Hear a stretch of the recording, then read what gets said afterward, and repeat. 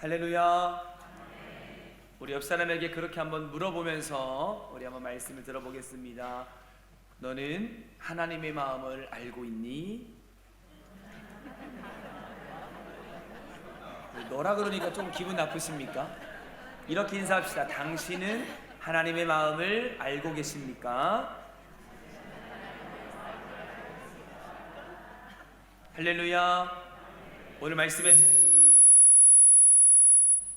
제가 놀랐습니다. 성령이 임하신 것 같네요.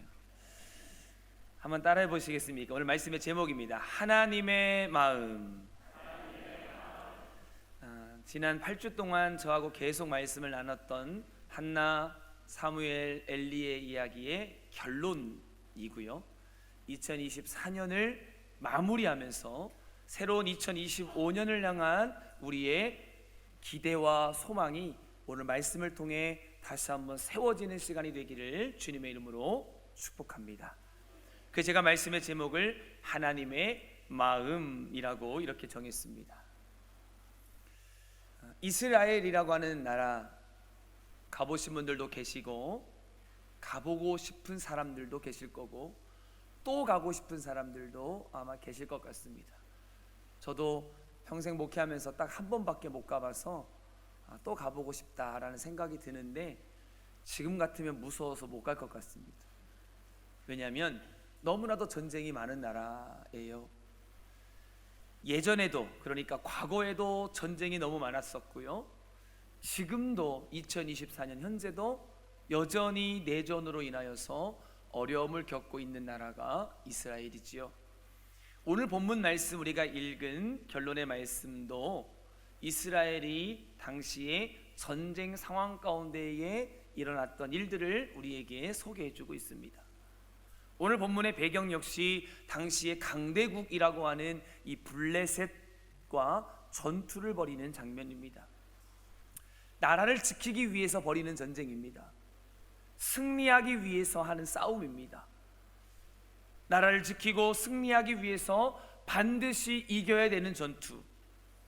그러나 불행하게도 성경 말씀을 보니까 이스라엘 백성들이 4,000명이나 그 전쟁에서 나가 목숨을 잃었고 패배했다라고 성경은 이야기하고 있습니다. 지도자들이 모여서 고민합니다. 우리가 왜 이 전쟁에서 졌냐? 무엇이 문제였을까라고 하는 전쟁의 패배의 원인을 찾기 시작하고 분석하기 시작합니다. 그리고 그들이 내린 결론이 하나님의 임재의 상징이었던 언약궤가 없어서 우리가 전쟁에서 진 거다 라고 패배의 원인과 결과를 가지고 옵니다. 그리고 그 결과를 가지고 와서 이제 다시 우리가 2차 전쟁을 언약궤와 함께 치루어 1차 전쟁의 패배의 모든 것들을 갚자라는 마음으로 2차 전쟁에 나아가게 되는 거죠. 결과는 어떻습니까? 1차 전쟁 때보다 더 많은 3만 명의 목숨을 잃습니다. 그리고 그 전쟁에서도 역시 처참하게 패배합니다. 더군다나 그들이 믿었던 언약궤마저 그 적국 블레셋에게 빼앗기고 말았습니다. 이렇게 정말로 상상할 수 없는 일들이 벌어진 거죠.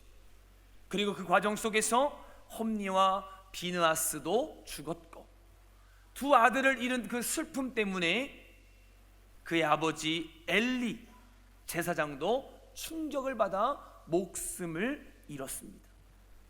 이런 절망적인 상황, 이런 절망적인 배경, 이런 속에서 누가 태어납니까? 한 아들이 태어났지요. 그리고 그 아들, 그렇게 태어난 그 아들의 이름을 뭐라고 부릅니까? 이가봇이라고 불렀다라고 성경은 말하고 있습니다. 여러분, 이가봇이라고 하는 것은요, 말씀에 나와 있듯이 하나님의 영광이 떠났다라고 하는 이름의 의미를 갖고 있습니다. 여러분, 한번 생각해 보십시오. 믿는 사람들에게 이보다 더 큰 저주가 어디 있습니까? 하나님의 영광이 떠났다라고 생각할 수밖에 없는 이런 상황, 이런 모습이 얼마나 절반적이고 얼마나 저주스럽습니까? 어쩌다가 이런 비극적인 일들이 일어나게 되었습니까? 아니, 우리의 삶에도 어떠다 보면 이런 일들을, 내가 도대체 막을 수 없는 이런 비극이 일어날 때도 있지 않습니까? 그래서 우리도 스스로 이가봇이라고 그 슬픔을 표현할 때도 있지 않습니까? 오늘 이들의 삶이, 오늘 본문의 배경이 이와 같다라는 거죠. 여러분, 그런데 그렇게 하나님의 영광이 떠난 것이 진짜로 더 슬픈 게 아니라 이들의 모습들을 곰곰이 보니까 실제로는 언약궤를 빼앗긴 것, 그리고 전쟁에서 패한 것, 여러분, 이 슬픔이 그들에게 훨씬 더 커 보였다라는 거죠. 그리고 실질적으로 그들의 그런 진짜 하나님의 영광을 떠난 것, 이것 때문에 슬퍼하신 것이 아니라 언약궤를 빼앗기고 전쟁에서 빼앗긴 이 사실, 이것에서 헤어나오지 못하는 그 모습이 성경은 전쟁 패배의 진짜 원인이라고 이야기하고 있다라는 겁니다. 그러니까요, 지금까지 이스라엘 백성들은요, 하나님을 관계적으로 다가가기보다는요, 그저 하나님을 기능적으로 사용하는, 그래서 그것을 상징하고 있는 언약궤를 마치 오늘날 부적처럼 생각하고 믿고 있었던 그 마음의 태도를 지적하고 있는 거라는 거죠. 결국 이스라엘은 이런 잘못된 태도로 인하여서 전쟁에 패했다라는 겁니다. 정말로 경험하지 않아도 되는 비참한 절망을 맛보았다라는 거죠. 그런데 더 중요한 것은 지금부터입니다. 자신들이 잘못해놓고 자신들의 실수로 언약궤도 빼앗기고 전쟁에도 패해놓고 그들은 이렇게 이야기합니다. 언약궤가 아무런 도움이 되지 않았다. 언약궤는 아무런 의미가 없는 거였어. 언약궤보다 저 적국 블레셋의 신이 훨씬 더 강하네 라고 그렇게 생각하고, 그렇게 블레셋이 하나님보다 더 강력한 능력을 소유한 존재라는 것을 인식하고 있는 그 인식 속에 절망하고 있는 그 모습, 여러분, 그 모습이 더 안타깝죠. 여러분, 근데 그렇게 생각하고 있는 그때, 그렇게 생각하고 있는 바로 그때 정말로 놀라운 일이 벌어지는데요, 본문으로 이어지는 5장의 말씀을 읽어 내려가다 보면 이스라엘을 떠나버린 하나님의 영광이요, 지금 블레셋 땅에서 나타나기 시작했다라고 성경은 그렇게 5장을 열어가고 있습니다. 하나님의 영광이 떠났다라고 생각했던 그때에 하나님의 영광의 상징인 언약궤가 있는 그 블레셋 땅에서 하나님의 영광이 나타나기 시작했다라는 겁니다. 5장 3절과 4절 말씀인데요, 우리 한번 같이 읽어볼까요? 시작. 아스돗 사람들이 이튿날 일찍이 일어나 본즉 다곤이 여호와의 궤 앞에서 엎드려져 그 얼굴이 땅에 닿았는지라. 그들이 다곤을 일으켜 다시 그 자리에 세웠더니 그 이튿날 아침에 그들이 일찍 일어나 본즉 다곤이 여호와의 궤 앞에서 또다시 엎드려져 얼굴이 땅에 닿았고 그 머리와 두 손목은 끊어져 문지방에 있고 다곤의 몸뚱이만 남았더라. 아멘. 다곤이 누구예요? 다곤, 블레셋의 신 이름입니다. 블레셋 사람들이 믿는 신입니다. 우상입니다. 하나님께서 지금 어떻게 하신 겁니까? 그 블레셋 사람들이 믿고 있는 그 신상을 스스로 무너지게 하셨다라는 겁니다. 아니, 무너뜨린 거죠. 놀라운 것은요, 계속 말씀을 읽어 내려가다 보면은요, 6절에 보면 이런 표현도 있어요. 독한 종기의 재앙으로 그들을 칩니다. 아무것도 하지 않았습니다. 그런데 하나님의 영광이 그곳에 나타나 어떻게 일하는 겁니까? 신상이 무너지고 그 백성들의 삶에 악한 독종의 재앙이 내려졌다라는 겁니다. 더 놀라운 것은요, 6장으로 넘어가 보면은요, 하나님의 언약궤를 들여다본 것만으로 어떻게 됐다? 성경은 말합니다. 죽었다. 여러분, 지금 그 블레셋 땅에 어떤 일이 벌어지고 있는 겁니까? 하나님의 영광이 떠났다라고 절망하고 있는 그때, 놀랍게도 하나님의 영광이 지금 어디에? 적국인 블레셋에 임하고 있음을 보여주고 있는 거지요. 하나님께서 이 5장과 6장의 이야기를 통해서 지금 하나님의 영광이 떠났다라고 생각하는 이스라엘 백성들을 향해 무슨 말씀을 하고 싶은 걸까요? 나는 죽지 않았다. 너희들이 말하는 것처럼 블레셋보다 내가 더 강력하다. 나는 살아있다. 나는 여전히 일한다. 나는 여전히 역사한다. 하나님의 영광을 보아라. 할렐루야. 여러분, 그것을 이스라엘 백성들에게 이야기하고 있는 거죠. 내가 힘이 없어서 블레셋에 패한 줄 아냐? 내가 능력이 없어서 저 블레셋에게 진 줄 아냐? 그렇지 않다라는 거죠. 너희들이 도리어 나를 사랑하지 않고 나를 그저 도구로만 이용했기 때문에 너희들이 그 전쟁에서 패한 거지, 내가 능력이 없어서 진 것이 아니라는 것 아니겠습니까? 하나님의 임재의 상징이었던 언약궤를 믿음과 사랑의 도구가 아니라 부적처럼 사용했기 때문에 그 능력이 나타나지 않았다라고 하나님이 그렇게 이야기하고 있는 것 아니겠습니까? 놀라운 것은요, 그 소식이 이스라엘에게도 들립니다. 그 하나님의 영광이 적국 이스라엘 블레셋 땅 가운데에 일어나고 있다라는 소식이 이스라엘 백성들에게도 들립니다.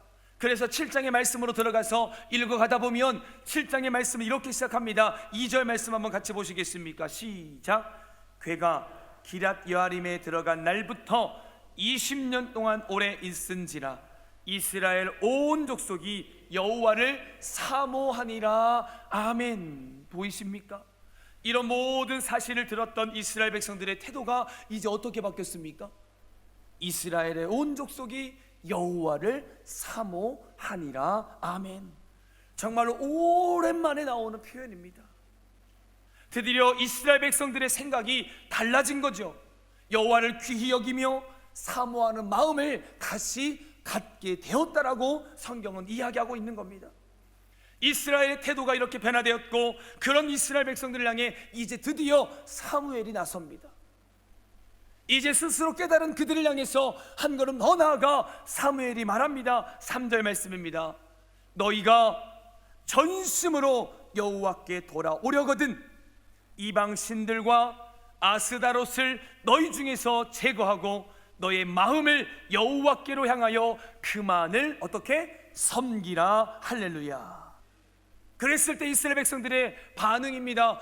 하나님만 섬겨야 된다. 우상신을 다 제거해야 된다. 이제 하나님만 영원히 섬겨라. 그랬더니 4절 말씀이 이어집니다. 같이 읽겠습니다. 시작. 이에 이스라엘 자손이 바알들과 아스다롯을 제거하고 여호와만 섬기니라. 아멘. 누구만 섬겼다고요? 여호와만. 이방의 신상들을 다 깨버리고 이제는 진짜 여호와만 섬겼더라라는 겁니다. 여러분, 하나님의 은혜와 섭리하심 그리고 역사하심을 경험하기 전에는 하나님 자체가 아니라 임재를 상징하는 언약궤를 부적처럼 떠받들었던 그들이었는데 이제 어떻게 된 거예요? 본질이 회복된 거예요. 할렐루야. 따라합시다. 본질을 회복합시다. 본질을 회복해야 합니다. 저는 오늘 말씀을 이렇게 묵상하면서 정말 많은 생각을 했어요. 그 중에 하나가 그런 거였어요. 그래, 내가 생각할 때, 여러분, 우리 인간들이 생각할 때 절망이라고 말할 수밖에 없는 그 순간, 그 순간에도 우리 하나님은 일하신다.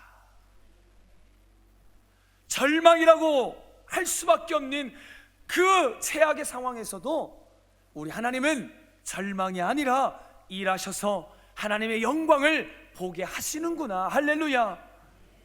내가 생각할 때는 이 갑옷, 하나님의 영광이 떠난 것 같고 진 것 같고 패한 것 같고 실패한 것 같고 그래서 낙심하고 있는 것인데, 그러나 하나님은 말씀하고 있습니다. 네가 모든 것이 끝났다고 하는 그때도 나는 일하고, 네가 절망이라고 생각하는 그때에도 나는 너와 함께 살고 있다는 것을 말씀해 주고 있는 거죠. 모두가 다 아니라고 할 때 하나님은 하나님의 영광을 비추어 내시는 우리의 아버지라는 것을 우리에게 말씀하고 있는 거죠. 우리는 할 수 없습니다.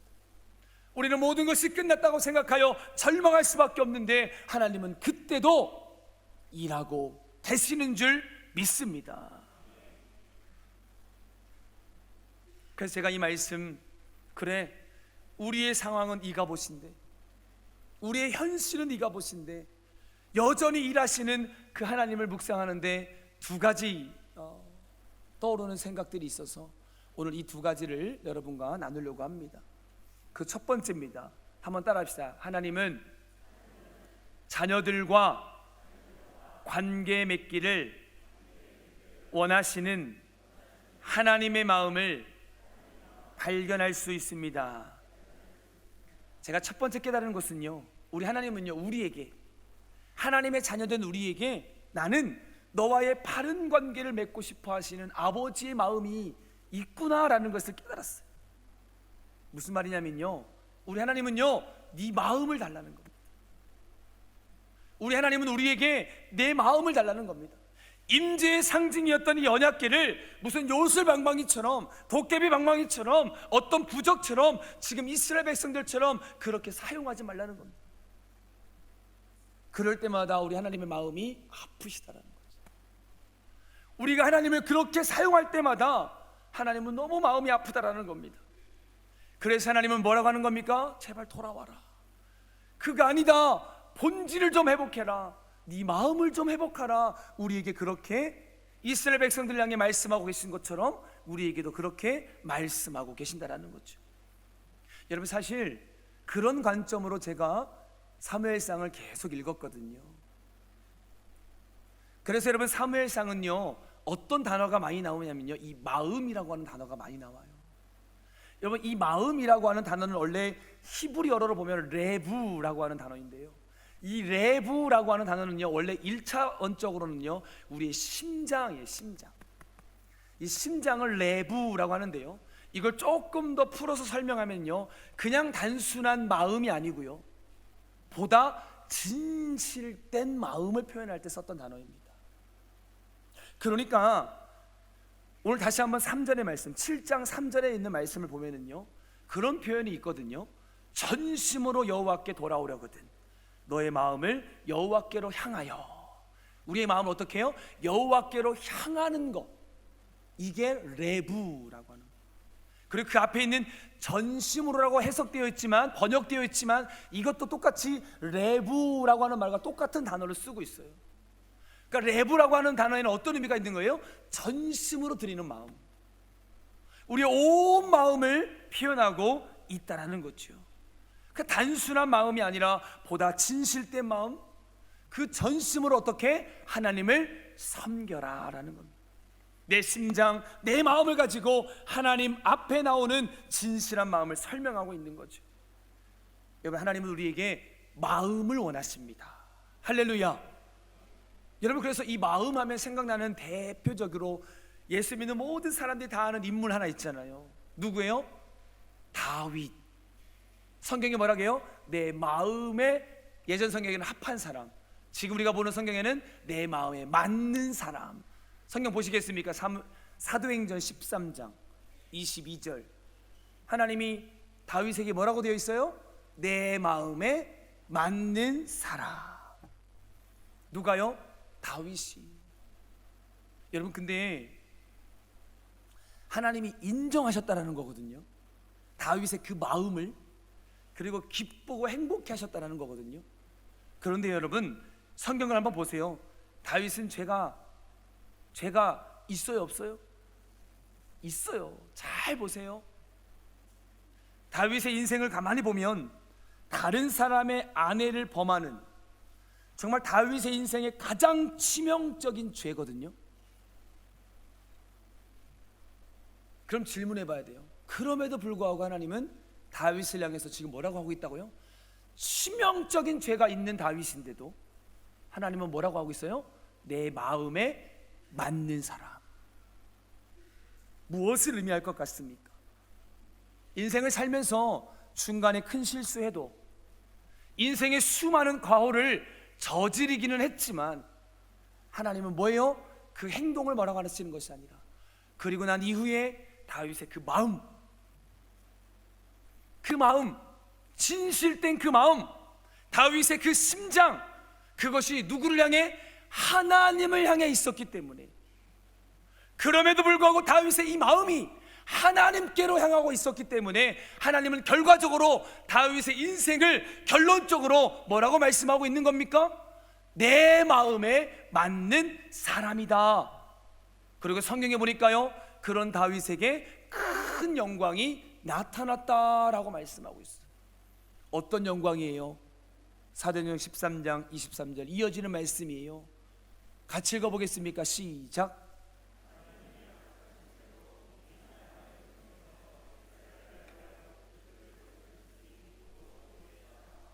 아멘. 다윗을 통해 예수 그리스도가 약속대로 이 땅 가운데 오게 하셨다. 얼마나 큰 영광입니까? 여러분, 여기서 전해지는 하나님의 마음이 들려야 됩니다.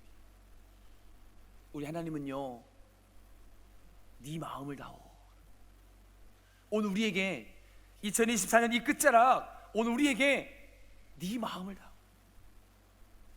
하나님의 임재의 상징인 언약궤, 아니 지금 말로 바꿔서 하나님 앞에 나아가는 우리의 예배, 우리의 기도, 우리의 헌신, 여러분 이것을 요술방망이처럼 부적처럼 그렇게 사용하지 말고 그저 뜨겁게 네 있는 모습 그대로 지금 그 자리에서 나를 조금 더 사랑해 주지 않겠니?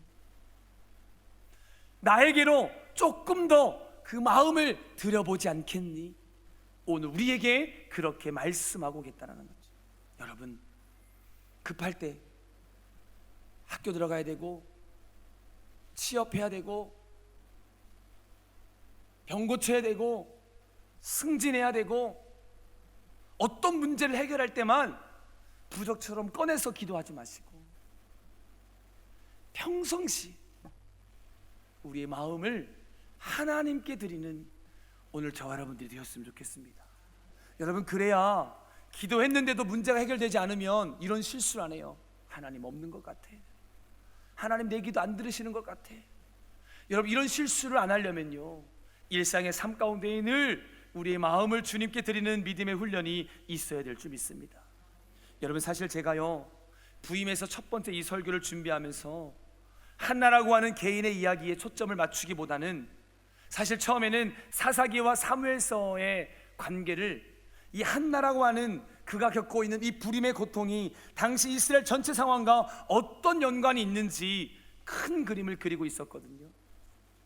그래서 제가 첫 번째 설교를 그렇게 막 준비하고 있는데 금요일 새벽에 다시 한번 그 준비된 말씀을 이렇게 읽어가고 있는데 그런 생각이 딱 들어서 원고를 완전히 다시 리셋시켰거든요. 그게 뭐냐면 이런 거였어요.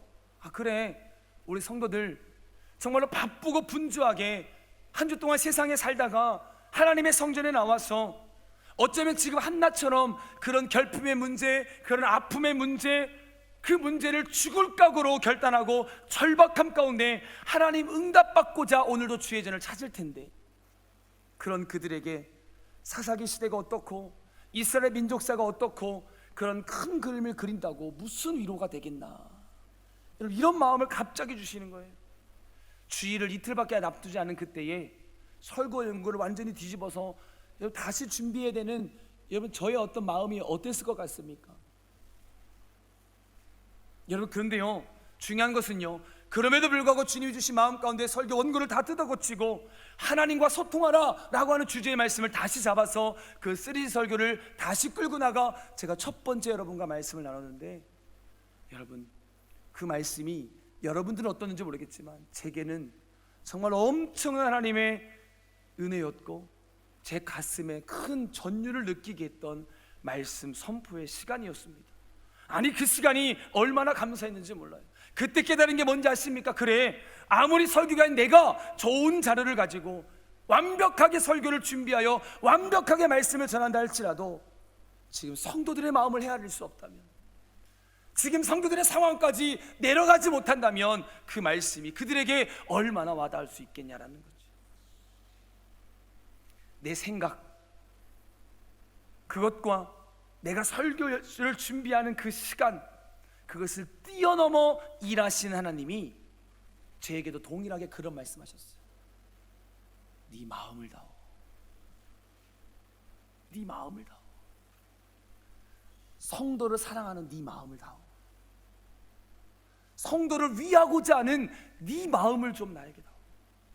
이 땅에서 결핍 때문에 한나처럼 힘들어하는 성도들 말씀으로 위로해 주고자 하는 담임 목사 너의 마음을 좀 내게 다오.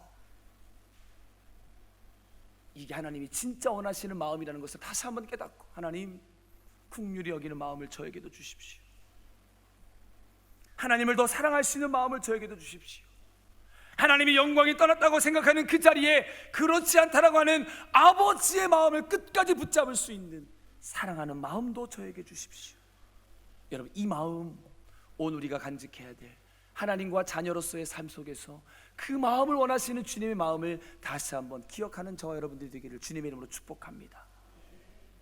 그리고 오늘의 결론인데요, 두 번째입니다. 따라합시다. 우리가 생각하는 절망적인 상황이 오히려 희망이 될 수 있다. 오늘의 결론이에요. 또 한 가지는 그거예요. 앞에 제가 다 말씀드렸잖아요. 이스라엘 백성들이 맞닥뜨린 상황은 이가봇 맞습니다. 여러분들의 인생에 찾아온 그거 이가봇 맞습니다. 여러분, 엘리의 며느리 입장에서는 이가봇 맞잖아요. 남편도 죽었죠. 시아버지도 죽었죠. 그때 자식이 태어난들 무슨 큰 의미가 있겠습니까? 여러분, 얼마나 절망스러운 상황입니까? 여러분, 그러나 그렇게 이제 끝났다, 아무런 희망이 없다, 블레셋이 하나님보다 더 강하다, 이렇게 절망할 수밖에 없는 그 상황 맞습니다. 현실은 맞습니다. 우리 인생도 맞아요. 살다 보면 그렇게 단정지을 수밖에 없는, 그렇게 말할 수밖에 없는 여러분들의 현실이 있다라는 것도 너무나도 잘 압니다. 그런데 성경을 보니까 그렇지 않잖아요. 그 이가봇이라고 생각하는 그때 하나님의 영광은 나타나더라. 하나님은 여전히 일하시더라. 할렐루야. 여러분, 이 믿음을 다시 한번 회복할 수 있기를 주님의 이름으로 축복합니다. 그 하나님을 다시 한번 만나십시오. 그 하나님을 다시 한번 경험하십시오. 그리고 우리는 이미 그것들을 경험하고 여기까지 왔습니다. 성경에 보면 요나라고 하는 인물 보세요. 하나님 말씀 안 듣고 자기 하고 싶은 대로 했다가 풍랑도 만나고 결국에는 바다에 던져지기까지 하지 않습니까? 100% 절망의 순간 아닙니까?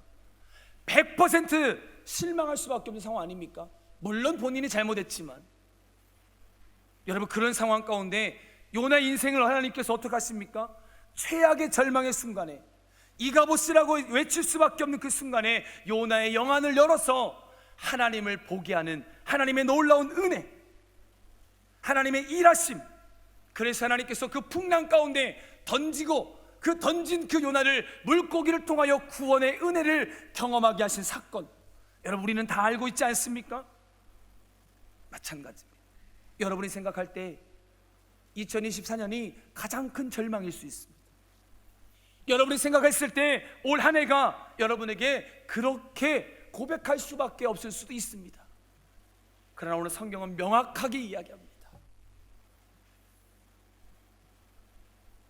그 절망의 순간, 그 힘듦의 모든 순간, 여러분, 하나님의 복을 위장하고 우리에게 찾아온 기회라는 것을 다시 한번 붙잡을 수 있기를 주님의 이름으로 축복합니다. 하나님, 내 안에 영안을 열어주셔서 그 절망은 그저 믿음의 주변만 맴돌고 있는 우리로 하여금 더 깊은 은혜의 자리로 들어가도록 만들어주는 통로가 되게 하여 주옵소서.